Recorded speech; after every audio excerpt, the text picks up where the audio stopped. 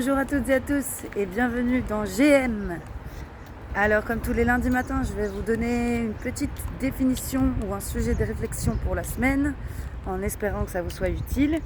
N'hésitez pas à commenter, à poser des questions et à rebondir sur ce GM.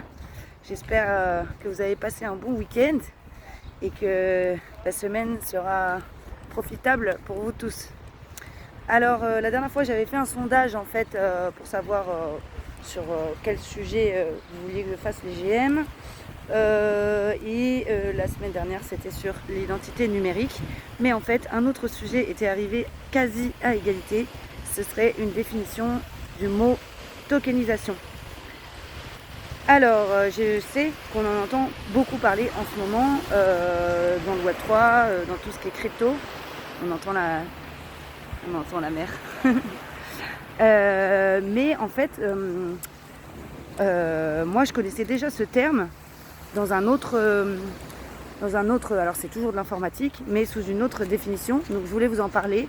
Je pense que je vais vous donner en fait les trois définitions du mot tokenisation de façon assez synthétique. On ne va pas aller beaucoup dans les détails.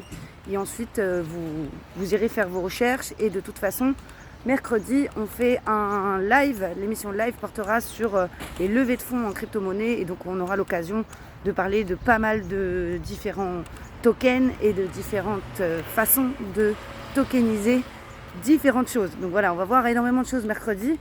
Donc là, je fais un peu une introduction en fait. Et puis, on verra ce que ça donne pour mercredi. Est-ce qu'on reviendra dessus ou pas? Alors, la première définition que moi je connaissais, c'était la tokenisation en sécurité informatique.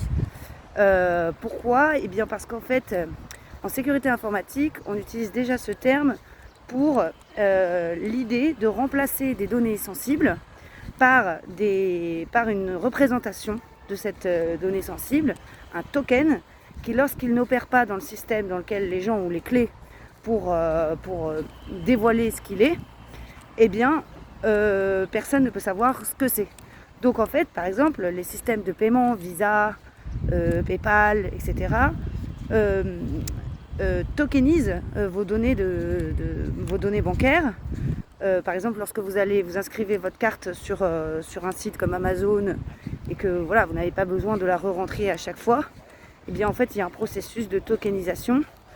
Si un commerçant veut par exemple enregistrer votre carte dans un restaurant ou voilà, vous êtes un client fidèle et veut enregistrer votre carte, il y a une tokenisation de vos données bancaires. Vous revenez, vous avez en fait une clé, un code ou quelque chose qui permet de détokeniser et qui va permettre l'opération, l'échange financier.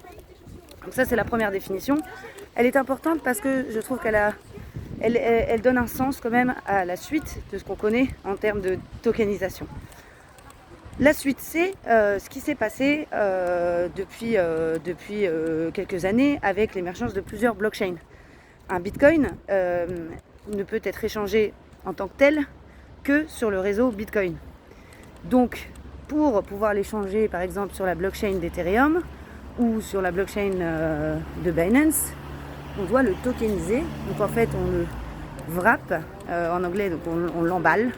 C'est-à-dire que la blockchain va acquérir des bitcoins et va ensuite émettre un token qui représente ce bitcoin-là, mais qui est lui échangeable sur ce réseau-là.